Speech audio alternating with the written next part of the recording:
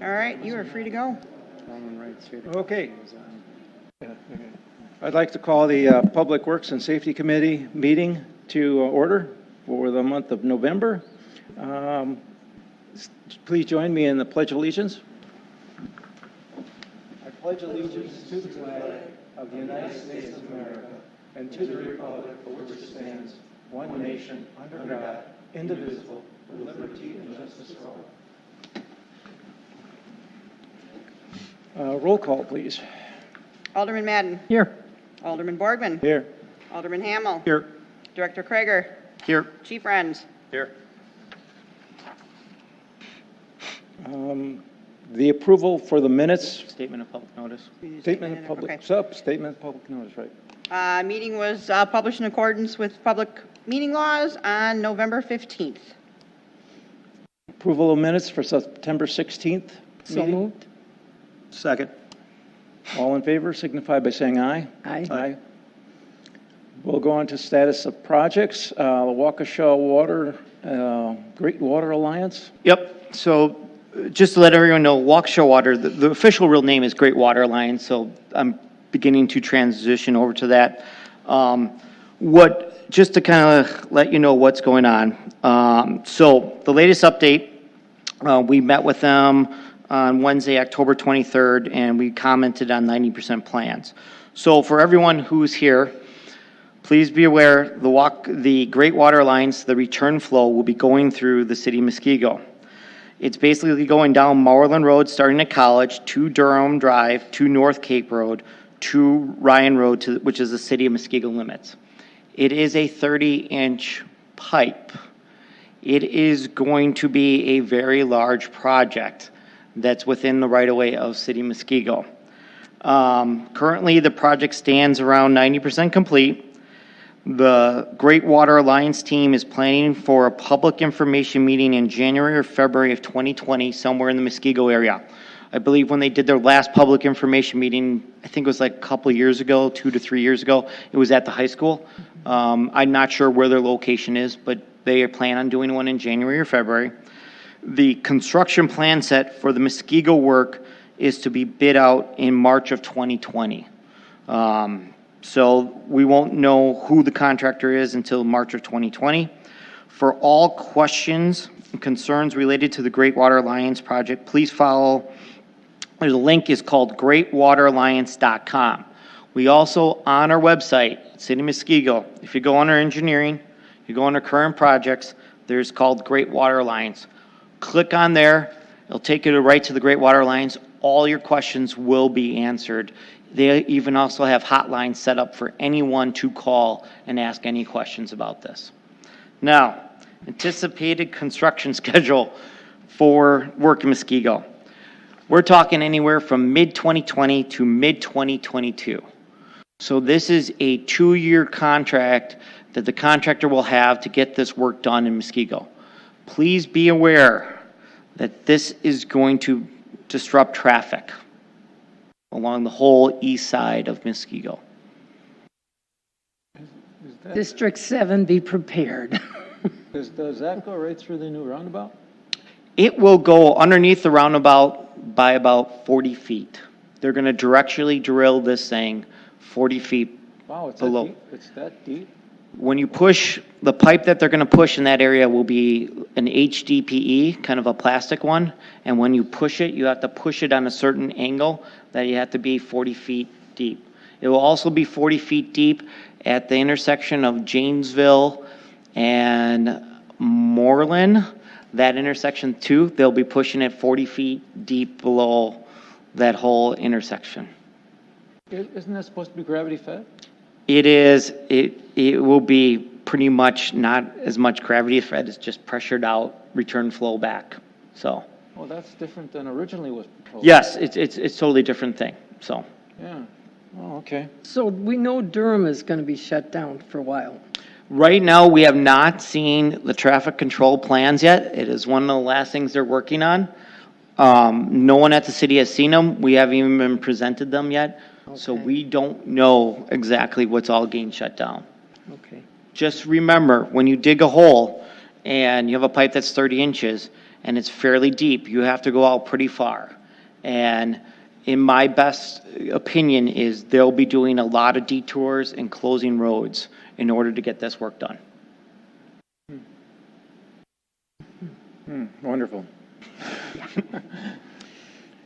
Alrighty, let's go on to the Bay Lane reconstruction.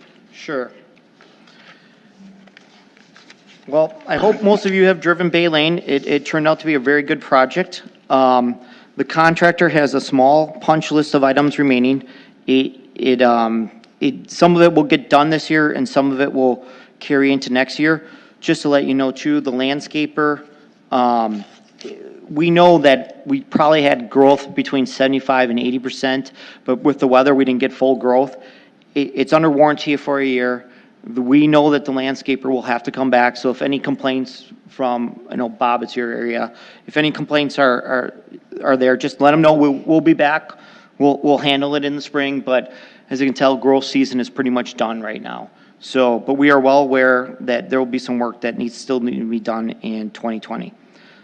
This will be my last update on this project. I'll be pulling it off the list. Pretty much if you drive it, you walk the path, it's turned out pretty well. The green infrastructure stuff at the end of it, at the corner of Woods and Bay Lane has turned out really great. I feel like a lot of people have found that the project is successful, and hopefully I haven't had any new complaints about people getting into the school with a bypass lane. Chief, anything updating that? No. Good. So I think it did its job. So any questions about that one? On to Hillendale. All right, Hillendale. It's just a minor update. No, nothing really big. Since the last public information, I have met personally with at least 10 to 15 residents have come in. They talked a little bit more about the project. I went over the plans with them. We made, if you had some more kind of like concerns, you gave it to me. I passed it on to the consultant. As a consultant, we are moving forward with the project. We hope to have 90% plans wrapped up either in December of this year or January of 2020. Then the next plan is we have it's called the utilities meeting in the spring of 2020. What that is we will have sent all the plans out to all the utilities within the corridor. We meet with them and say, based off our plans, what is your plan to relocate your utilities? So then they have their plans, we have discussions, and then they'll start doing their work first. Probably maybe some might be in the summer of 2020, or some might be in the spring of 2021 when we start the project. The plan is to bid the project in December of 2020. While we bid it in December of 2020, hopefully to be getting really good bids for this work to start in 2021. I anticipate the work to go from about March of 2021 to November of 2021. Long, okay. Road program update? Yeah, just to kind of give you an update, we had a really good year with the road program. We did not find a lot of EBS, which is excavation below subgrade. And what that means is when we tear up a road and we're doing a road program, oh, great, we don't have to like undercut and add more gravel. So that keeps the cost down. Keeps the cost down in construction, also keeps the cost down in inspection. So we were able to then add to this project to Hidden Creek Court, Wetland Drive, the entire T portion of it. We finished up the Idle Isle Trail over there, and we were able to fix Bloom Drive just north of McShane Drive too. So we pretty much were able to kind of do 4 more projects with this road program and still keep it all under budget. So. Super. Nice. We have no unfinished business. On to new business. First is the request to review street parking along Park Drive and Michie Drive by Planning Commission, excuse me, for Muskego School Development. So let me give you a little background on this. So this is the old Muskego Elementary School, and Planning Commission asked us to look at some of the parking rules both on Michie and Park Drive. And so again, we might be going a little bit earlier than we need to on this discussion, but it's something that they asked us to bring to. So I'm kind of attaching it. So if you look at my map here, what currently they have in there for this development is they have 40 garage stalls that are detached. They have 18 surface parking spots, 2 by handicap by the existing school. They have 18 surface parking spots by the row houses, which there's a 10 and 18. And then there's 18 garage stalls in these row houses. They also are going to add 2 additional areas of parking planned. They don't know exactly what they are, but they're going to look at them. What Plan Commission asked us is, if this development has a party, where are all the people going to park? And essentially, they were looking at 2 places, and they had the neighbors on the west in the condominiums asked, hey, we don't want, please look at the parking along Park Drive, and the people along Mishi Drive asked to look along the parking along there as well. So, as we discuss this, one of the other things too is, remember, when you put up no parking signs, that affects everyone. It'll affect people on Mishi Drive and it'll affect people on Park Drive. So one of the things we could do is we could do nothing and we could table it until the actual development's done and see how it works and then bring this thing back. Or some of the things that we thought about as looking at this is, if you look at Park Drive, there used to be a walkway path or a driveway that goes from the back of the existing school to Park Drive. That will be removed, and that's where the stormwater facilities will be. So essentially, if you park on Park Drive, you would have to walk through the grass to get to the development, so it doesn't really make much sense. But out of Harbor Circle, if you take a right towards Janesville Road, that little area there could have no parking on the one side, so as a person leaving the condominiums would take a right, they wouldn't have any parking in their way as they take a right on the Janesville Road. So that was one thought about doing it on Park Drive.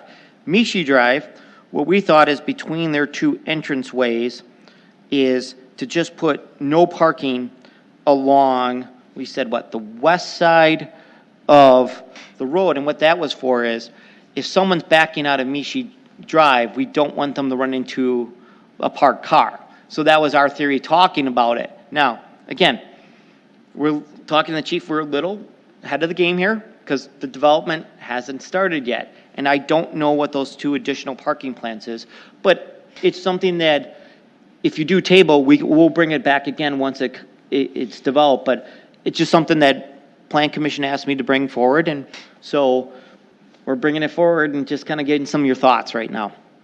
If I don't have all the story, I believe Alderman Kubaki was at the Plan Commission meeting for that. Did I pretty much get kind? I think that the consensus was, not the consensus, but the thought process was, let's not anticipate a problem, let's see what happens when the city's up the way. But it's good to think about things. Yeah. So we could table this and just keep it as old business and bring it back. But it's just something I wanted to start bringing to you guys because it was asked of us.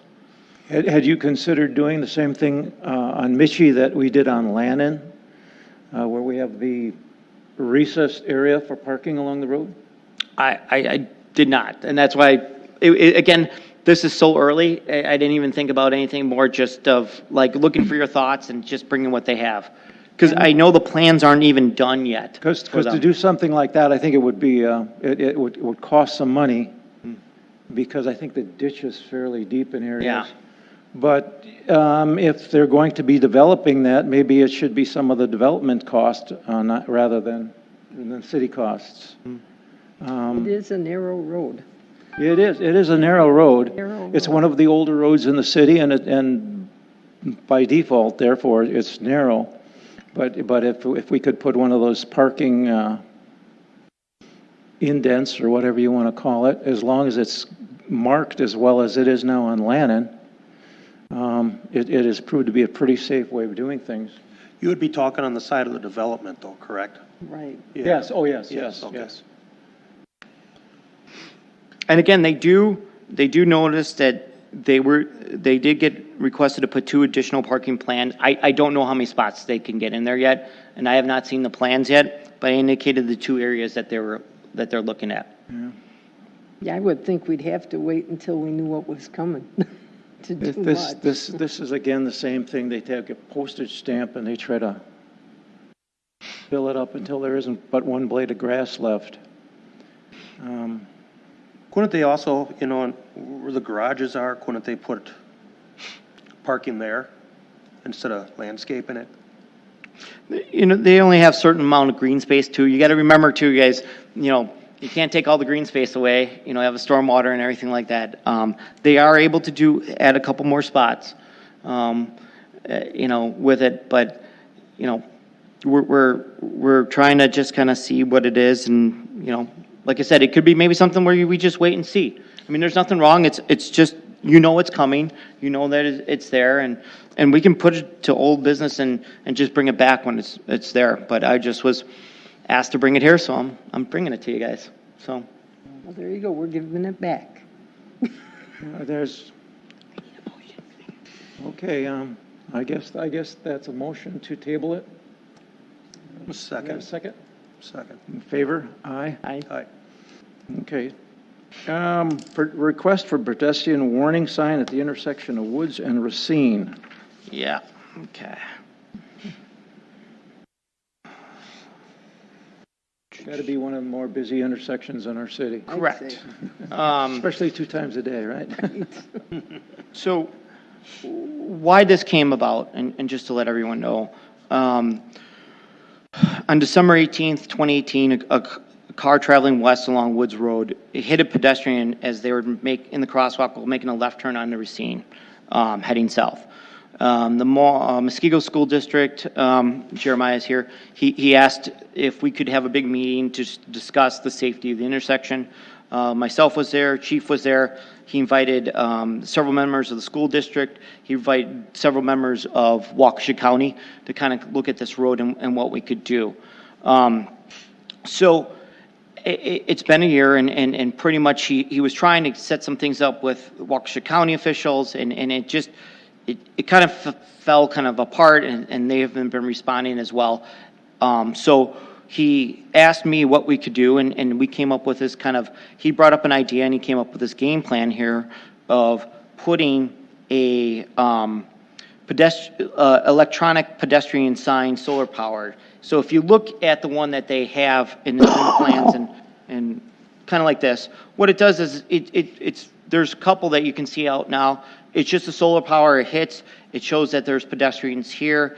It's just kind of another sign to letting people know. Now, this one probably wouldn't be one where you hit the button and go across because they're already there. The crosswalk's already set there. There's already signals. There's already buttons to hit there to indicate, hey, we want a crosswalk there.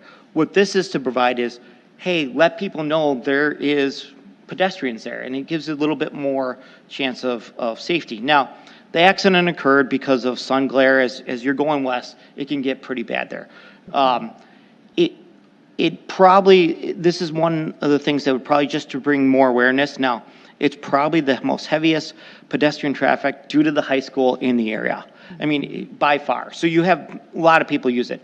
So the one thing besides doing that is if you go back to the other one, where you have the aerial, we would suggest doing a pedestrian head sign here on the right side, right before, and then this electronic pedestrian sign right there, right by the intersection. Now, we kind of looked at it, and we think we would get the sign to be lower so that it does not affect people looking at the signals, the red and white signals there. We kind of looked at that as well.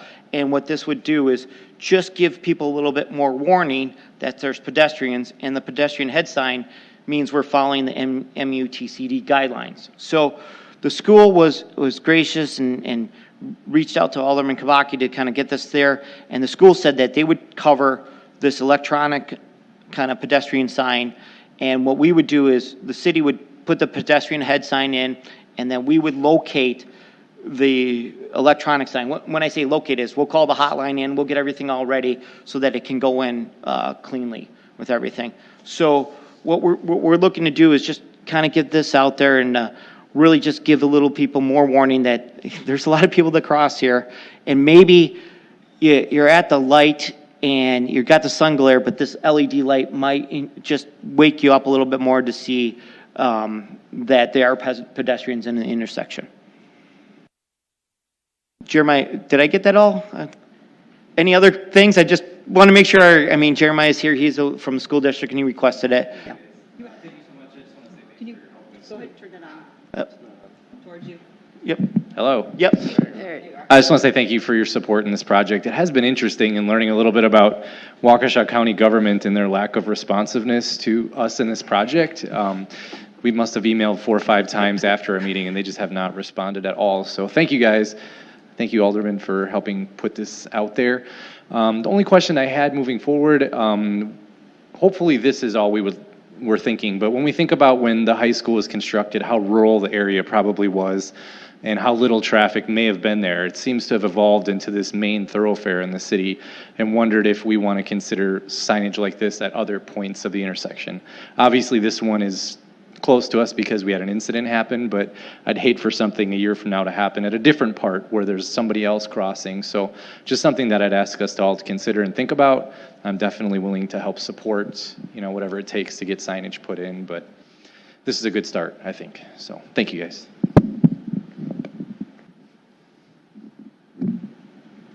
Are you saying that maybe we should be having more than one? Potentially. I think that this, like I said, it's a start. The thing that I struggled with the county is we can't really put anything on the county way because they're not communicating with us. So potentially maybe on the adjacent corner for those crossing east way. But right now I think this is the identified concern area, but maybe it does become a concern in the future for other points as well. Well, I can certainly see the need for at least the one. Oh, absolutely. Yeah. Got any comments? We It is a can good motion idea. to approve it with,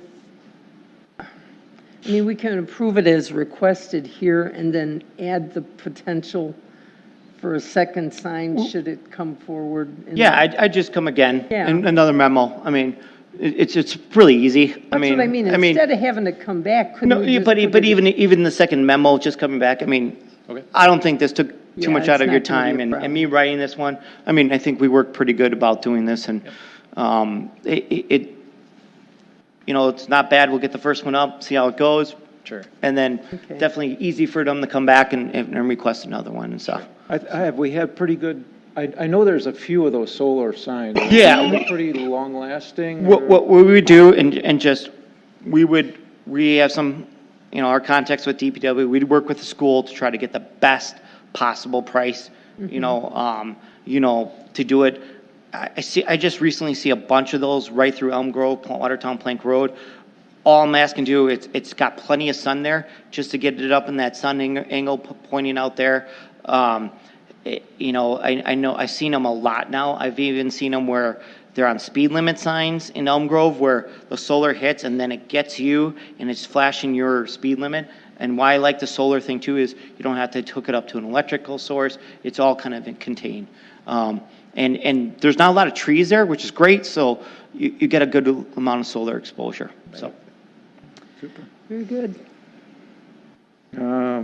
Motion to approve the pedestrian warning sign at that intersection? Second. All in favor signify by saying aye. Aye. Second. Okay, Vision Corner waiver for property located at southeast corner of College Avenue and Gold Drive. Yep. So what this request is, and Alderman Borgman, I believe you know some of the history of this. Yeah. And just to kind of fill it in for anything that I don't know, but there's a business that's operating out of this location, and to shield the business, a fence was proposed that would tee in. Now, the fence is, we have to go with the full right-of-way width from Waukesha County, so it's 50 feet from the center line. However, this fence edge is still, you can see the vision corner there, it's kind of like a 30 by 60 or whatever, that would be in the vision corner. Now, the gentleman's asking for a waiver from our vision corner because he would like the fences to go in a nice tee. From my standpoint and Adam's, we've driven out there, we stopped right there at that intersection, we're past the fence location, you can kind of see where the fence location is. You can see the cars coming at you at College Avenue, and the cars can see you when they're making the turn. So I don't have a problem with the, or anyone from Public Works or even planning with granting this waiver. But at the same time too, this fence does need to go up Chief, did you have any other things with it? I mean, I don't see the traffic on Gold Drive to be really huge where you're going to have a lot of people waiting there and queuing. It's going to be one at a time. But even that too is, even if you do the vision corner, some of the trees further down on College would block you more than this fence would right now. So it's kind of, again, it's up to you guys to see if you want to, grant a waiver in this case. And that's the history of the place too, Alderman Borman. You're more familiar. The history of this is, this business has been there forever. They have a lot of rights being there forever. But one of their rights is not to be quite as blighted on the neighborhood as they have been with their piles of equipment and their piles of logs and whatnot. So we finally got in contact with him and asked him to please build a fence to shield his business, which is the same thing we do in all of our industrial parks. And any place where we have a business, you can't have this kind of outdoor storage without having some kind of a fence. So the fence definitely has to go up. I go through there 2 or 3 times a week, and when you're going to pull out onto the road, you naturally pull ahead of where the fence is so that you have good visibility. So even though it is a vision corner there by our standards, I think that I don't think it's going to be a safety hazard there. So I would urge you all to look favorably upon this request. Yeah, I don't see any reason why we wouldn't issue the waiver there. It makes sense. It's not, heavily traveled like you said. I'll make a motion to approve as presented. I'll second. All in favor signify by saying aye. Aye. Okay, go on to, pardon me?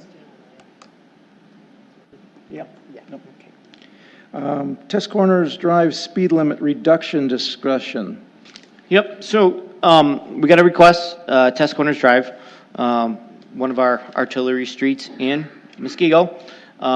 It is speed limit of 35 miles an hour right now. Based off of our comp plan, it is considered an artillery road, which means it has a very wide right-of-way. It also means that we have higher speeds, and the fact is we have a lot of people that use this road. This is a road where a lot of people kind of come from all different subdivisions, hit this road, and they use it, and they take it to get to their places in a rather quick manner because it's 35. We don't have like another road parallel when we looked at Hillendale to reduce it like we did for Racine. It kind of goes on an angle, crosses, goes into Franklin. It also has a path, but that path is separated, which is good because the speed limits are 35. So the path has provided a little bit of safety for pedestrian bikes by separating it from the road. We also did a speed study, which I also attached from the chief. Right now, from our standpoint, this is a road that a lot of people use as a feeder street to get to a certain place. And remaining at 35 would be essential for a lot of people who use it. And I can't find another road that's parallel to give it like, yeah, well, let's reduce it because we'll force traffic on to another road. It worked out great for Hillendale when we reduced it because Racine was right there, wide open and higher speeds. But it's open for discussion, and it was asked to bring to us. So This was a request that came to us, and when you look at the roads that go between, like Janesville and Woods Road, they're all below they're 30 or 25. None of them, with the exception of Moreland, are 35, and we designed Moreland just within the last several years, and we designed it for that speed.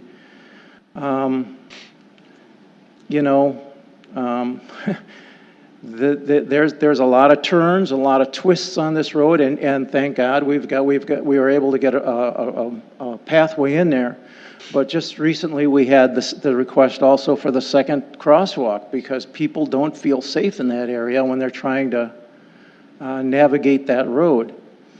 And the request has come to us to make it similar to the other roads that go between Janesville and Woods Road, and just knock the speed down to something that's comparable to them. Most of the roads in there are actually 25. I know Parkland is 25. Lannon, I think, is 30. 30? Yeah. Yeah, and, with the exception of Bay Lane is now 25. That's brand new road. That's always been 25, yep. Yeah. Hillendale's 30 now. This one just seems like it's maybe a little higher than it should be.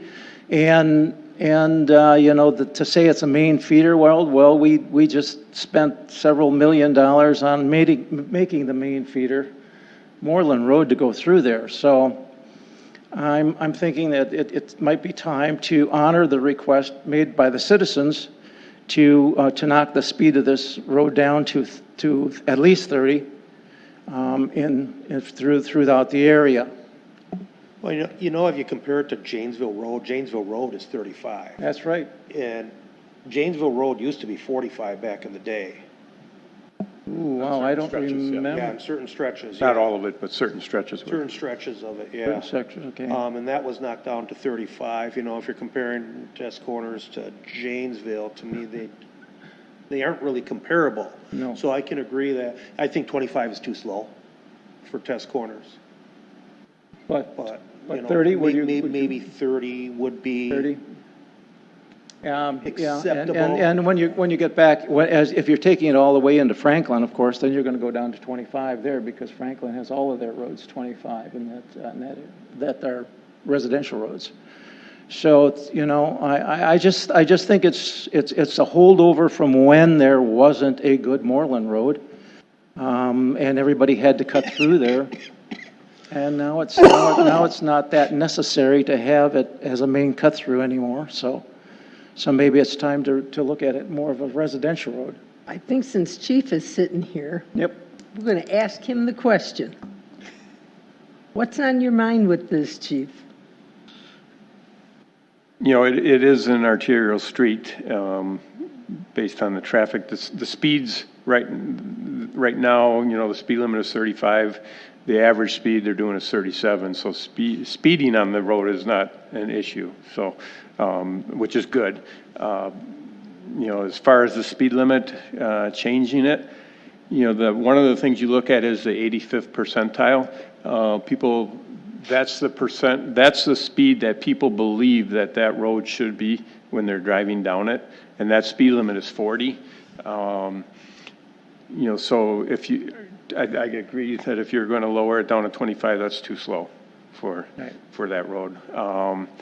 30, I don't know if lowering it to 30 is going to raise that or lower that average speed from 37. It's going to lower it to 34 or whatever. That would be your responsibility. Right. It may have no effect on it. I don't know. But the road indicates to people as they're traveling that it is a higher than 25, higher than a residential street. So. Don't you think that's just historical, though? They just know what the speed limit is 35, so they.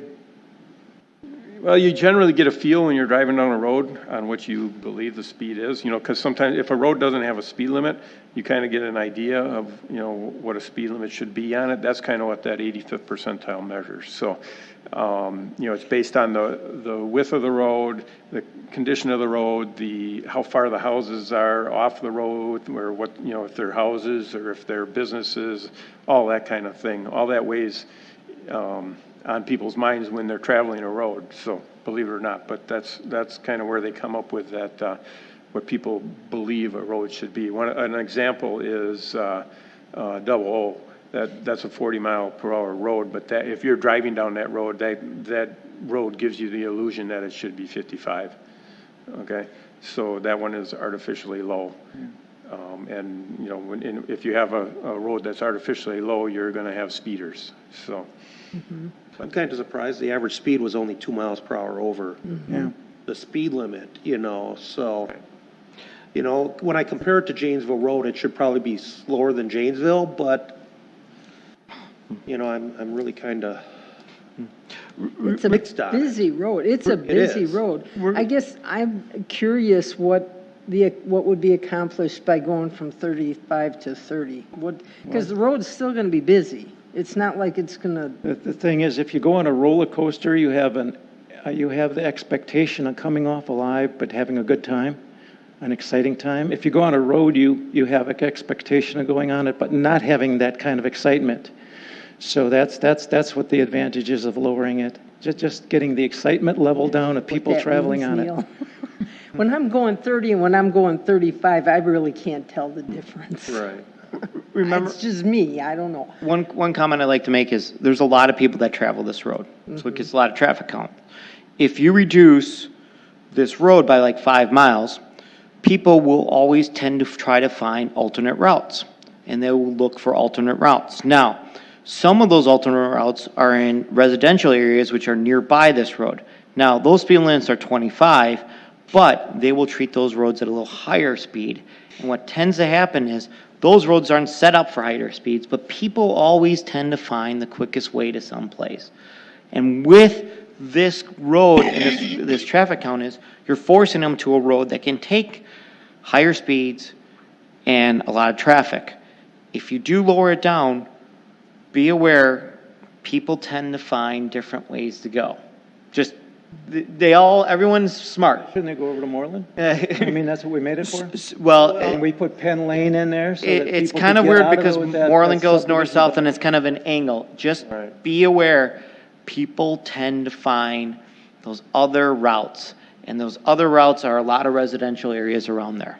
And those residential roads are not designed to really take a lot of traffic or have traffic people might speed a little bit. Just, it's something to think about it, so.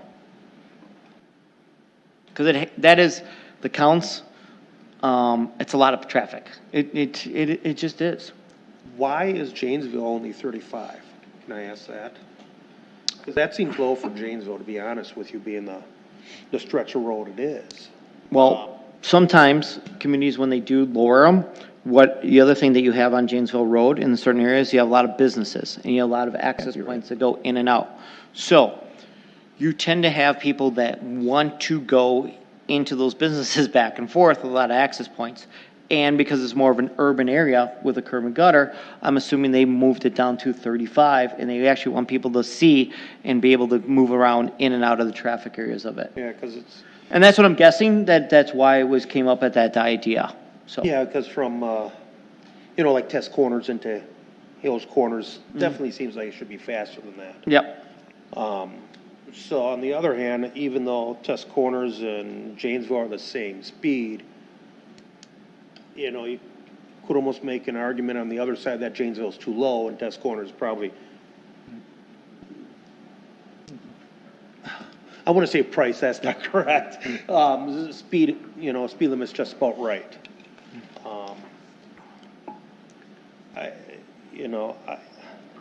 One of the I don't things know that. what it would do by dropping it though either.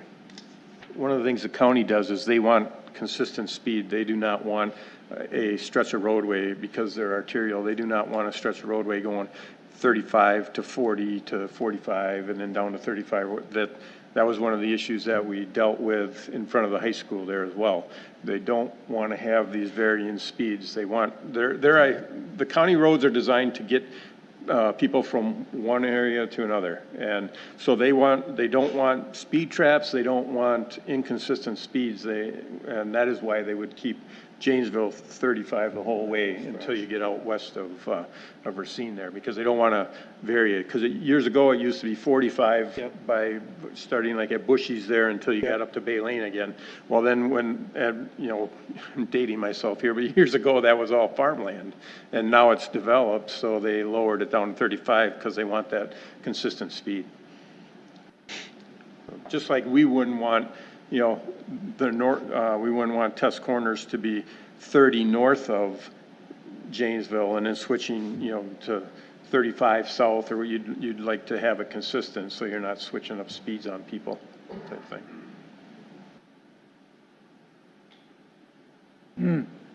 So test corners that you're talking about out to, what, college then? It actually would, you know, I would recommend that the speed would stay the same from College all the way to the county line, and not just changing that stretch. If you're going to change, you know, that it would be consistent. And then, you know, the northern part there's businesses there. There's housing on the one side, but there's businesses on the other side. Yeah. You're talking where between College and? Between College and Janesville, yeah. Yeah. We got the bus company in there, and we have the, Storage, right? Yep, Yeah. storage there. that's really the majority. We had a couple, That's well, all. we have there's a daycare center in there too. At the storage, they have a daycare center. Yeah, there's in some the front of smaller the building. businesses up in there too, so. Yeah, the whole east side of the street is commercial. Yep. Yeah. So I'm Bob Gilhouse. I live on test corners, and I'm the one who requested this thing. So I understand that I get the whole artillery thing, right? I get all that. The speed assessment surprises me because when I do 35, those cars are lined up close back behind me. I mean, if there's 15 cars on that road, when I start at Woods, by the time I get to my house and I'm going 35, even though they got to go through that intersection, they're behind me, right? I don't know what the assessment, how that was done, but it's not 37. There's mornings I can't get out of my driveway. Those guys are buzzing. We get, you know, so, and I get it. Part of the problem is then gawky. When Moreland was redone, you guys shut off Durham there, right? So there's still people, there's quite a bit of traffic that come up Durham, come over to Gawkey, and then that's additional feeder traffic onto test corners, right? They come to that corner, left, right, mostly they go past my house to the north, right? Because they're coming south. So there's a lot of traffic coming by my house just because of Durham being shut down. I don't get why that was shut down. The other side of the road on Janesville is still open. I was told it was dangerous. Well, why didn't you shut down the other side? Because it was a road straight across. I don't get that. It was But the done for school is shut. It What's was that? done for the schools. Okay, It was- so and then now at the school's at gone, maybe we can reopen that, right? So Well- that'll reduce at least some traffic Well, along my now house. there's a there. lot of money involved. I was told that it was expensive, so whatever the case is, now we But have at the now time, we have at an the time it opportunity. was done for the safety of the children, and it was required. I get all that, you know, and then people are going by bushies there and whatever the case is, but traffic's going fast, right? I get it. You know, as the older I get, 35 seems comfortable for me, but if I need to get someplace, 40, 45, they're doing that all day long there. 40, 45, right? Traffic both ways, and the sun is as bad there as it is on that intersection we talked about on Woods and Janesville, right? Come in at 5 o'clock at night, you can't hardly see anything, and they're going 40, 45 miles an hour. I'm just saying, the speed assessment, we may want to redo that. I can't imagine the average speed is 37 miles an hour there. So if we have the opportunity, you know, my request is, and I live, you know, just down from the fire station, right? That's a street shot, and then you got that corner there, that curve, right? That curve where Gawkey comes out, and Cornell Drive, right? There's a lot of traffic there, and that traffic coming around that corner, in my opinion, is going way too fast, right? Selfishly, I'd like it 30 miles an hour, if not 25 in front of my house, right? And that's in between Janesville and that corner, right? And I get all that. You don't want speeds up and down. Once you hit Franklin, it's 25. You'd be amazed. I try to do the speed limit there just because I'm trying to assess the impact here, right? I turn down at 25 and those people are just pounding me, right, through Franklin. And you have to because they're monitoring that all the time 25 seems a little slow, but, I mean, they got their reasons. I'm comfortable at 25. I drive that every day. I got to get to work. I got no issues with that speed limit, right? I just think we need to be concerned about our citizens. I don't care if somebody from Waukesha is trying to get to Franklin. I really don't care about them. I care about me, my family, my animals, my neighbors, right? That's what I care about, right? If they need to take a couple extra minutes, that's on them. That's my opinion, right? If they want to find different routes, they're not going to be taking other side streets. They just aren't, because you can't get from Janesville down to Woods in any straight manner other than test corners, Moreland, and if you go a little bit further west, right, Bay Lane. I mean, you just can't do it. So they're not going to be not taking test corners. It's just not an option, right? Because you get in that subdivision back there, you're lost. I'm lost in there, and I've lived there for 6 years, right? I got to take the map with me because, another dead end, right? So I just think it's fast. You know, people add 5-10 miles an hour at times. The average may be 37, but again, I doubt that's the case. It's just fast. People are going fast. People need to slow down. So my other thought is, you know, now that the school is closed there, open that up. That'll reduce some traffic. And I get the cost, but at this point, it's a sunken cost. We need to move forward and figure out what to do that's best for everybody. I can't imagine those people along Cornell Drive were happy with that decision, right? I don't speak for them, but if I'm on Cornell, that decision to close that road off like that would have PO'd me, because there's a lot of traffic that's diverted because of that. I guess those are my thoughts. Again, selfishly, I'm right there between Cornell and the fire station. I've got pets. I've got a special needs daughter. Again, I'm here selfishly, right? I'd like to go 45 miles an hour down that road, right? But it's not the right thing to do, right? 35, I mean, there's kids. There's darkness. There's no lights on that road when you get to dusk and at night, right? You get a nice evening, people are walking around. It's like playing Frogger trying to cross that road, right? I understand all the arguments. Whatever decision you make, I can understand.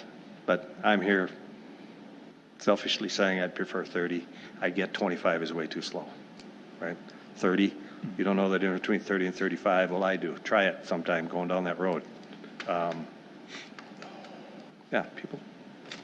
That's it. Thank you.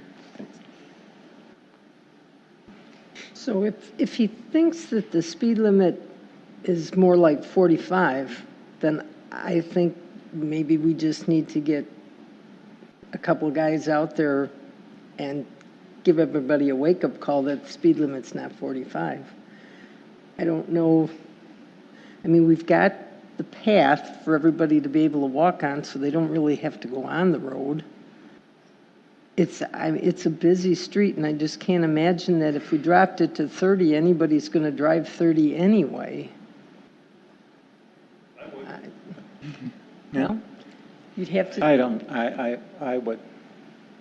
I think as far as the roads that we have right now, it is out of spec, out of what is common for our roads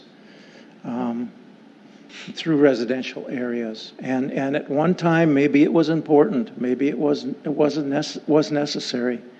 But now that we have Moreland, and as far as the people on Cornell and all that, they have Penn Lane. We spent our money to do that too, to alleviate that problem.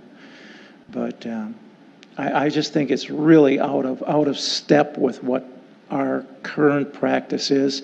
And certainly, if we designed the road, a Moreland, for 35 miles an hour, you can't tell me that we would currently design test corners the way it is at 35. Moreland? The curves on Moreland are more severe than the curves on test corners. Yes, but it's 35. But it's a whole lot wider and a whole lot smoother and a whole lot nicer. It's not a lot wider. It is certainly not. There's some of that road is so close to the houses, we couldn't make it wider. I drive it every day, Neil. Yeah, okay. Where are you talking Moreland though, between Janesville and, I'm Woods? talking between Double O and Janesville. The same, I mean, that same side of the Janesville Road that they're talking about with Test Corners. I'm not talking about. I'm the other thinking side. more about the new section of it from the Yeah, roundabout. because that is wider and there's no driveways coming out into that section, but that between Woods and, Janesville? No, not between Woods Yeah, and I think Janesville, that's what Neil's between talking Woods about. That's another thing. There are no driveways there, whereas on Well, Woods. I'm talking about There between is Woods and Double between, O. Yeah, there is from, Very narrow, and there's a Woods lot going of down to, driveways. It's way down though, yeah. North Cape. It's still 35. What difference does it make where it is? It's still 35. Okay.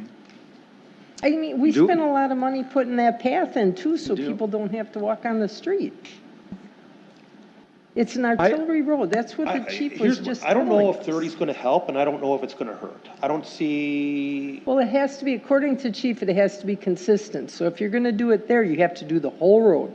Yep, you have to do the extra couple blocks that would go up to college.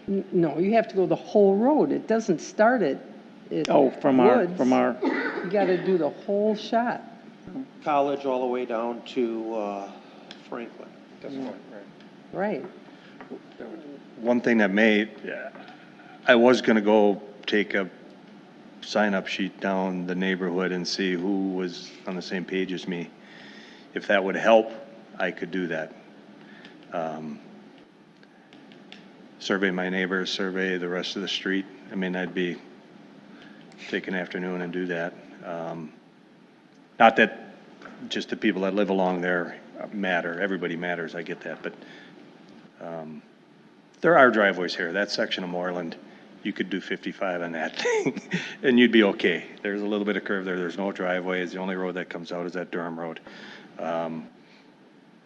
So that's not apples to apples, in my opinion, but path does help, I agree.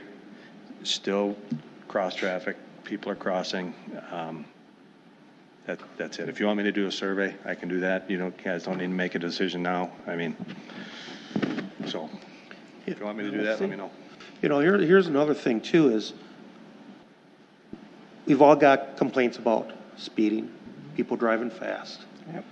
And typically, when you're out being a pedestrian, it seems faster than what it actually is. It's just something I'm really kind of conflicted on, I guess. And you can't legislate ignorance. If somebody's going to want to do 45 and a 30, they're going to do it. A sign's not going to slow them down. I don't have a good answer on that. I just don't. Would 30 make a difference from 35? Personally, I don't think it will, but I don't think it'll hurt either. So, if it was 25, I would absolutely say not a chance. That's just too slow. It's not, that stretch of Test Corners isn't the same as Parkland or Bay Lane with a school on it. Is it the same as Lannon? Could be, but once again, it's a lot longer than what Lannon is. It's probably three Landon times is as 30. long. Right, I know. It's 30 miles an hour. Right, but Lannon's a lot shorter, so you're not traveling that great of a distance. And I know people move pretty fast down Lannon. Yep. And I know they go fast down Parkland because they got the hill there and I live right there, so. I would make a motion that we change the speed of Test Corners to 30 miles an hour. Test Corners in Muskego. I'll second that. I don't know if it's gonna help, but I don't see it hurting anything. All in favor signify by saying aye. Aye. Opposed? No. Okay, 2-1. Can we go back to the agenda? Oops, I got it here. You mean from college to the border, right? Yeah. To the Franklin border? Test Corners. Yeah. The whole thing? The whole thing, Yep. over in the city of Muskego. We got a map up, and so we want to make sure, Yep. we go all the way college, and then somewhere along Test Corners where they have the I always sign where thought it that starts saying Franklin, we take it there. To, Okay. Janesville was 30. Okay. What's that? Is there any new business to be placed on file? Okay, and no communications or miscellaneous business this evening, so I'd be looking for an adjournment. So moved. Second. All in favor signify by saying aye. Aye. Thank you, adjourned.